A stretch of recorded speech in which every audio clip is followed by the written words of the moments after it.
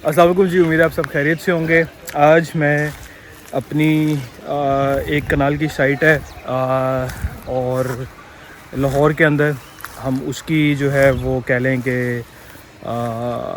Foundations कह लें या राफ्ट कह लें या basically lean concrete what we say technically कि आज हम लीन कंक्रीट डालने लगे हैं, जिसको आप कह लें कि रोडी या बजट डालने लगे हैं। रोडी के मुतालिक जो मेरी वीडियो थी वो तो आपने देख ली थी और वो भी मैंने डिस्कशन को ओपन एंडेड रखा था। मैंने कहा था कि मैं और वीडियोस डालूंगा और फिर इसके एक कंक्लूजन पे पहुंचेंगे कि हमें करना क्या चाहिए। तो आज की जो साइट है यहाँ पे आप देख रहे हैं कि हमारा जो है वो बजर यूज़ हो रहा है। हम जो है वो बजरी भी हमारी पड़ी है, रेत भी हमारी पड़ी है। वो आगे हमारी साइट है जहाँ पे वो आपको नज़र आ रहा होगा, वहाँ पे हम कंक्रीटिंग कर रहे हैं, लीन कंक्रीट डाल रहे हैं। मैं अभी आपको वो भी बताऊंगा।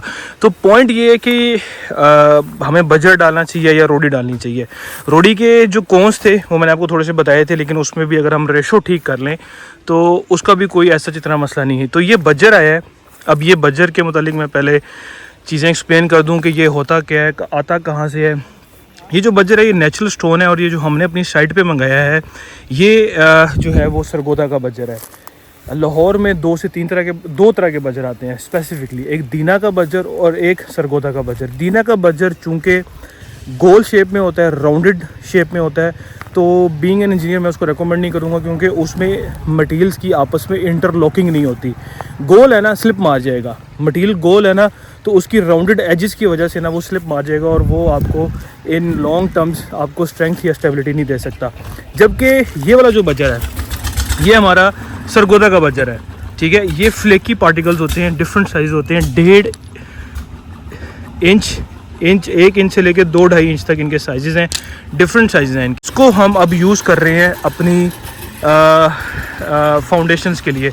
तो आए आपको फाउंडेशंस में जो यूज़ करें मैं वो भी दिखा दूँ। अच्छा, ये सरगोदा से आता है। इसकी प्राइसिंग जो है वो 110 रुपये से 120 रुपये क्यूबिक फुट है। 800 क्यूबिक फुट का इसका डंपर आता है जिसमें यह आया होता है और ये इसको आप हमारे नंबर पर रब्ता करके आप अपने लाहौर की किसी भी साइड पे अगर आपने मंगवाना है तो आप मंगवा सकते हैं। इसके अलावा आए आपको साइड पे दिखाता हूँ कि हम इसको यूज़ किस तरह कर रहे हैं, यूटिलाइज़ किस तरह कर रहे हैं। ये आप देख रहे हैं अभी हमने ये जो है बजर डाल दी है 1:4 की रेशो के साथ। ये बात याद रखिएगा कि ये हम 1:4 की रेशो में डाल रहे हैं। ड्राइंग में 1:8 की रेशो होती है। 1:8 की रेशो का मतलब है कि उसमें आधी बोरी सीमेंट डाला जा रहा है, लेकिन 1:4 में पूरी एक बोरी सीमेंट की जो है वो डाली जा रही है। वो भी मैं आपको दिखाऊंगा कैसे डालनी है, मैंने ऑलरेडी वीडियोस में बताया हुआ है। तो ये पूरी एक बोरी का माल बना रहे हैं। जिस तरह छत का माल होता है ना, जिस तरह छत पे लेंटर डलता है या जिस तरह छत पे कंक्रीटिंग होती है, तो ये उस रेशो का जो है ना वो कंक्रीटिंग यहाँ पे हो रही है, ठीक है। एक चीज़ का आपने ख्याल रखना है। दूसरी ये चीज़ है कि ड्राइंग के अंदर ना 1:8 मेंशन होता है, ठीक है। अब मैं किस चीज़ के हक़ में हूँ वो मैं आपको बाद में बताऊँगा। अभी मैं सिर्फ अभी ये बता रहा हूँ कि ये बजर हमने यूटिलाइज़ किया है, बजर हमने डाला है और इसकी प्रॉपर मिक्सिंग, वहाँ पे आपको आवाज़ भी आ रही होगी, मैं दिखाता हूँ। ये प्रॉपर इसको हम मिक्स कर रहे हैं।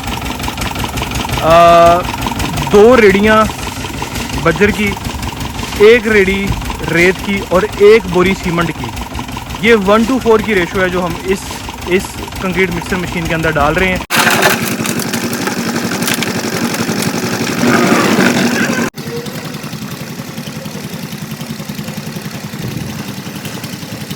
ये आपने देख लिया होगा कि बजर के साथ हम इसकी लीन कंक्रीट कर रहे हैं।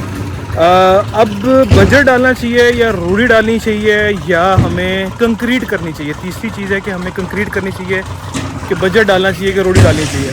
ये एक डिस्कशन है जो कि मैं बहुत जल्द करूँगा। इस तरह करके आपने जो है वो रोडी या इस तरह करके जो है वो आपने बजर जो है वो इसमें डालना है। बट सबसे इम्पोर्टेंट चीज़ ये है कि डालनी क्या चाहिए, ठीक है। मैं सिर्फ हिंट दे दूँ बीइंग एन इंजीनियर कि जो लीन कंक्रीट है ये हम सिर्फ इसलिए करते हैं कि एक हम जगह प्रिपेयर कर सकें, एक हमारी वर्किंग एनवायरनमेंट क्रिएट हो और अगर कोई बारिश वगैरह होती है तो नीचे काम करने के लिए हमारे पास जगह हो।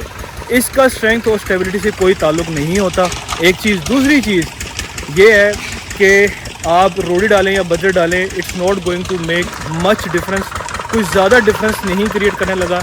और मेरा ये ख्याल है कि जो चीज़ भी आपको इकोनॉमिकल मिलती है, मिसाल के तौर पे इस्लामाबाद में आपको बजट इकोनॉमिकल मिलता है, सरगोदा वाली साइड पे आपको बजट इकोनॉमिकल मिलता है, लाहौर वाली साइड पे अगर आपको रोडी इकोनॉमिकल मिलती है तो आप रोडी डलवाएं, ठीक है।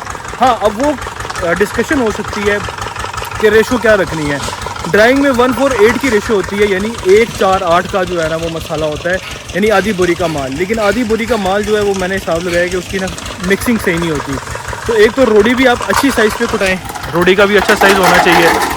और दूसरा ये है कि जब रोडी को आप अच्छे साइज़ पे कुटाएंगे तो आप उसको 1:4 रेशो कर लें तो वो बेहतर एक जो है ना उसकी लुक या उसकी मिक्सिंग अच्छी हो जाती है। अगेन ये डिफरेंट स्कूल ऑफ थॉट्स हैं, इसमें कोई भी चीज़ फाइनल करना वो नहीं हो सकती, वो फाइनलाइज नहीं हो सकती। आप रोडी डलवाएं, बजट डलवाएं, ये एक ओपन एंडेड डिस्कशन है। जो आपका दिल करता है आप वो करें।